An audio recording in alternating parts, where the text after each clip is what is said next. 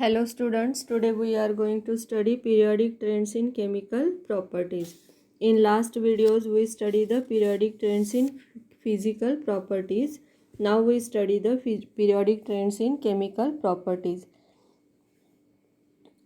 सर्व एलिमेंटची fundamental chemical property ही कोणती असते तर त्या एलिमेंटचा कंबायनिंग पॉवर म्हणजे तो एलिमेंट कोणत्या कंपाऊंडसोबत किती ॲक्टिवली कंबाईन होतो हीच काय असते प्रत्येक एलिमेंटची फंडामेंटल केमिकल प्रॉपर्टी असते.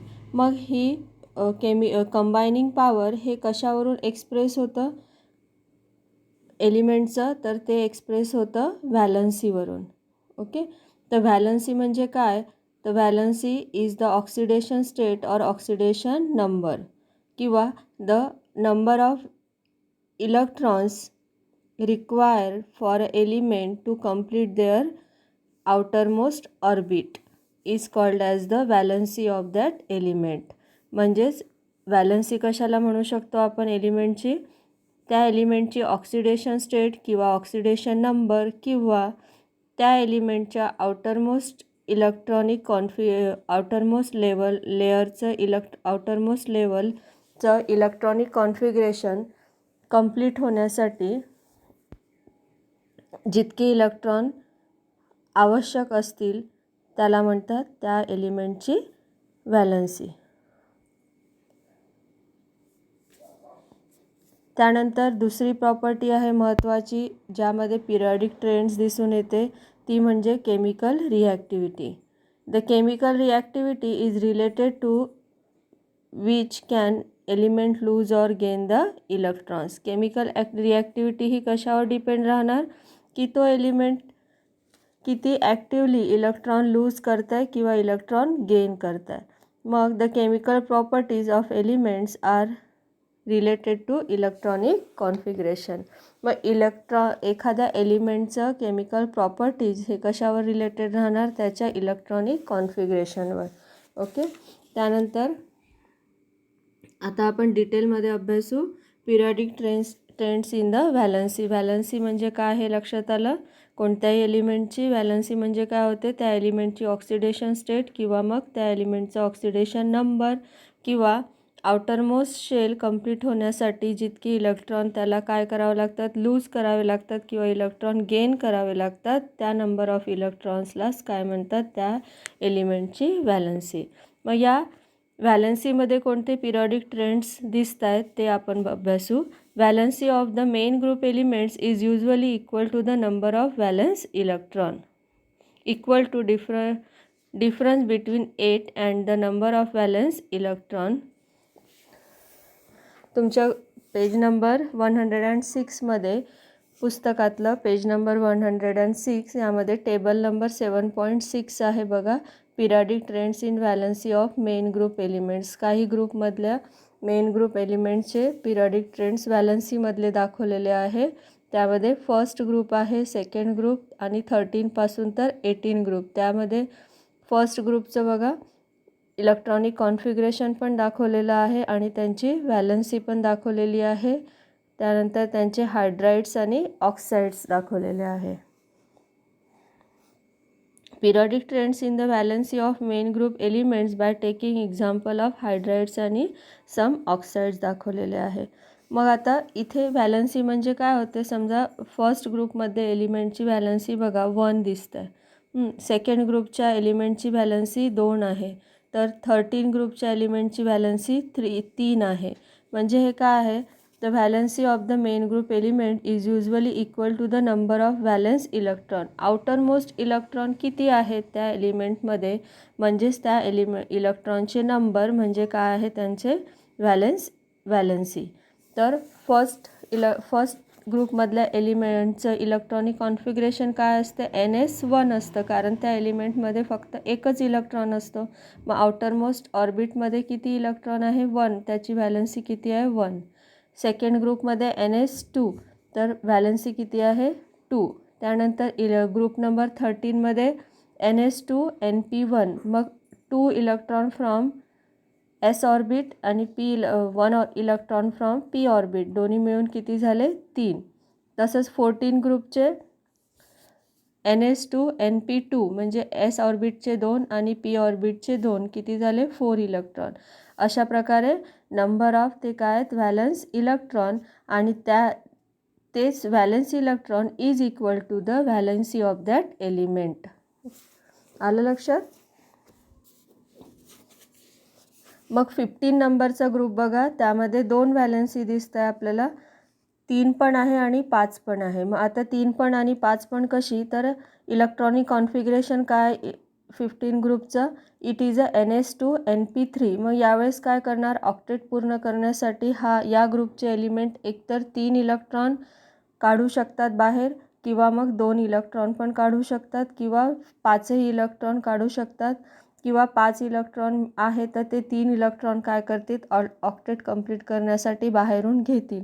म्हणून यांची व्हॅलन्सी किती राहणार 3 किंवा 5 राहील. तर अशा प्रकारे ही आहे valency in the main group element.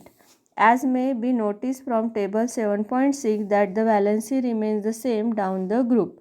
या टेबलवरून आपल्याला काय लक्षात येतं आहे, जसं आपण ग्रुपमध्ये खाली येऊ डाऊन द ग्रुप, जसं वन ग्रुप बघा, तर ग्रुपमध्ये व्हॅलन्सी कशी असते डाऊन द ग्रुप सेम असते. And show a gradual variation across the period. आणि पिरियड्समध्ये त्यांच्यामध्ये काय दिसतं आहे, थोडंसं व्हेरिएशन दिसतं आहे, म्हणजे चेंजेस दिसून येत आहे. Across the period as atomic number increases from left to right. जसं ॲटॉमिक नंबर इन्क्रीज होणार तसं त्यांच्यामध्ये काय दिसतील चेंजेससुद्धा दिसून येत आहेत. तर अशा प्रकारे पिरियॉडिक ट्रेंड्स हे एलिमेंट्समध्ये दिसून येतात. कशामध्ये, व्हॅलन्सीमध्ये. कोणते ट्रेंड्स दिसत आहेत, तर ग्रुपमध्ये डाऊन द ग्रुप ती कशी व्हॅलन्सी कशी असते एलिमेंटची सेम असते, आणि अक्रॉस द पिरियड ती थोडी काय होत जाते वाढत जाते. त्यानंतर आपण बघू periodic trends in metallic and non metallic character. तर मेटॅलिक आणि नॉन मेटॅलिक कॅरेक्टर काय असतात हे तुम्हालाही माहिती आहे की पिरियड्स या मॉडर्न पिरियॉडिक टेबलमध्ये मेटल्स लेफ्ट साईडला ठेवलेले आहे, त्यानंतर नॉन मेटल्स हे राईट साईडला आहेत, तर मेटलॉइड्स हे along a zigzag line separating the two. सेंटरमध्ये नॉन मेटल्स आहे, लेफ्टला मेटल्स आहे आणि राईटला काय आहे नॉन मेटल्स आहेत.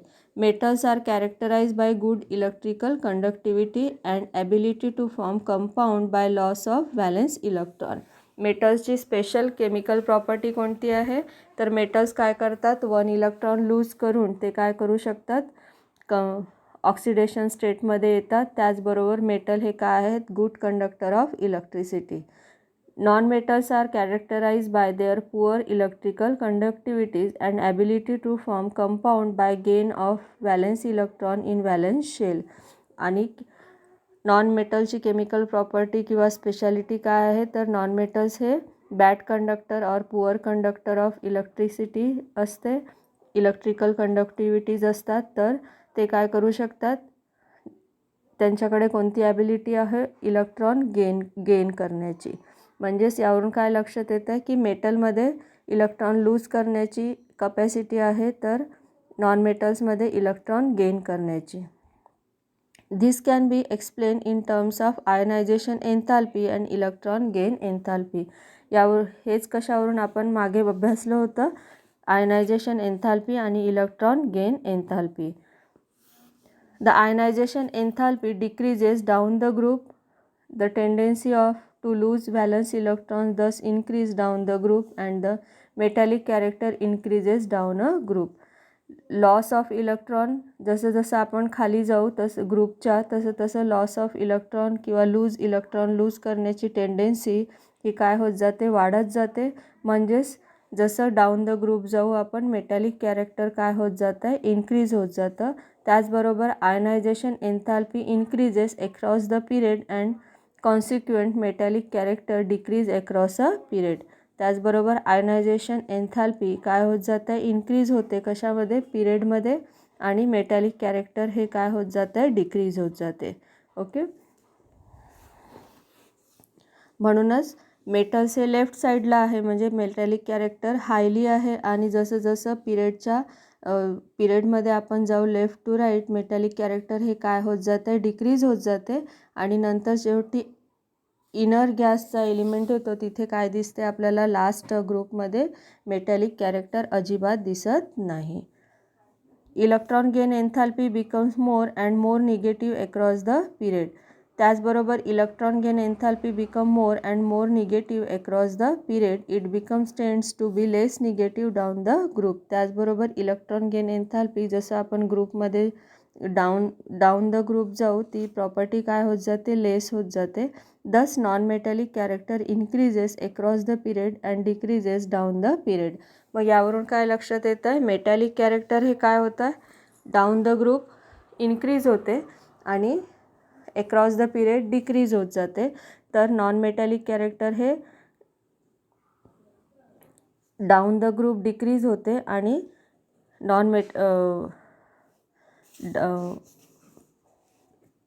अक्रॉस द पिरियड ते डिक्रीज होत इन्क्रीज होत जातं. यावर तुम्हाला परीक्षेत प्रश्न पण विचारू शकतात की periodic trends differentiate between metallic and non metallic character of periodic trends.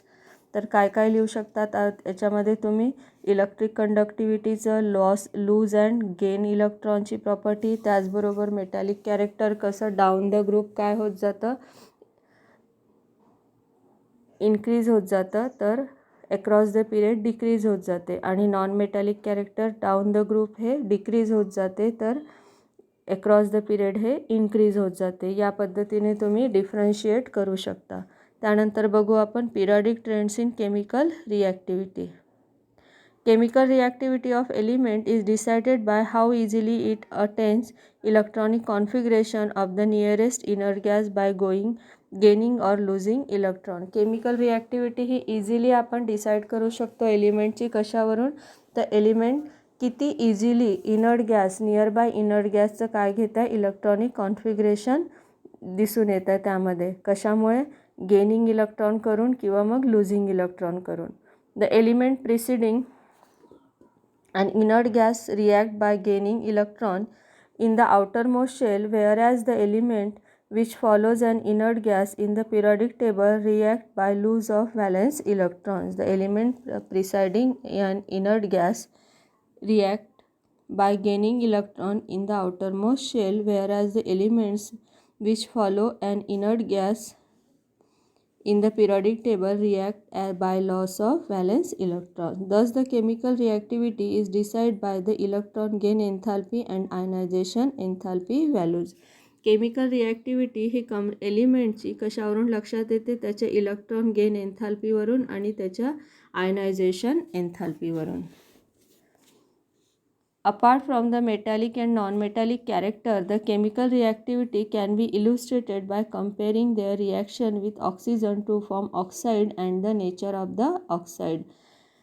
Metallic आणि नॉन मेटॅलिक कॅरेक्टरवरूनही आपल्याला केमिकल रिॲक्टिव्हिटी डिसाईड करू शकतो. त्याचबरोबर ऑक्साईड्स किती इझिली तयार करतायत एलिमेंट्स, त्यावरूनही आपल्याला केमिकल रिॲक्टिव्हिटी एलिमेंटची लक्षात येते. The reactive elements on the extreme left react vigorously with oxygen to form oxide, which reacts with water to form strong base. Left hand साईडचे एलिमेंट्स पिरियडिक टेबलमधले लेफ्टमधले अल्कली मेटल्स जे आहे ते काय करतात, ऑक्सिजनसोबत हायली रिॲक्टिव्ह होतात आणि ऑक्साईड्स फॉर्म करतात. त्याचं एक्झाम्पल आहे Na2O.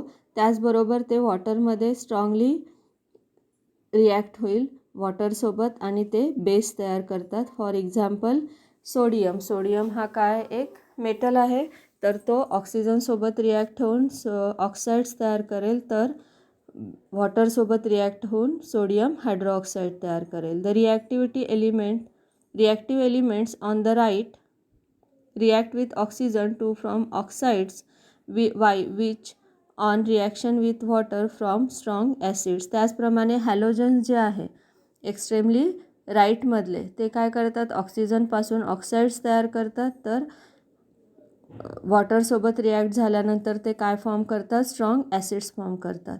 The oxides of elements in the center of the main group elements are either amphoteric, neutral और वीकली ॲसिडिक. त्याचबरोबर जे ऑक्साईड्स आहे एलिमेंटचे कोणते सेंटरमध्ये असलेल्या ग्रुपमधले ते कसे असतील, एक तर ॲमॉर्फिटिक असतील, ॲम्फोटेरिक असतील, न्यूट्रल असेल किंवा मग वीकली ॲसिडिक असेल. The change in atomic radii of transition metal and inner transition element is rather small. Therefore, the transition metals and inner transition elements belonging to the individual series have similar chemical properties. Their ionization enthalpies are intermediate between those S block and P block. मग ज्या दोन series आहे त्याला inner transition elements आपण म्हटलं होतं. कोणत्या लॅन्थेनाइट series आणि ॲक्टिनाइट सिरीज त्या मॉडर्न पिरियडिक टेबलच्या सर्वात खाली ठेवलेल्या आहे. ब्लॉक दोन सिरीज बॉटमला आहेत. तर त्यांचे देअर आयनायझेशन एन्थाल्पीज आर त्यांच्या आयनायझेशन एन्थाल्पी ही कशी असते, इंटरमिडिएट असते एस ब्लॉक एलिमेंट्सची आणि पी ब्लॉक एलिमेंटच्या. ओके, लक्षात आलं की these are the chemical periodic trends in chemical properties. यामध्ये आपण तीन गोष्टी अभ्यासल्या. Periodic trends in valency, periodic trends in metallic and non metallic character आणि periodic trends in chemical reactivity. यामधलं periodic trends in metallic and non metallic character हे काय आहे, महत्त्वाचं आहे. Okay, then we start the next chapter in next video. Thank you.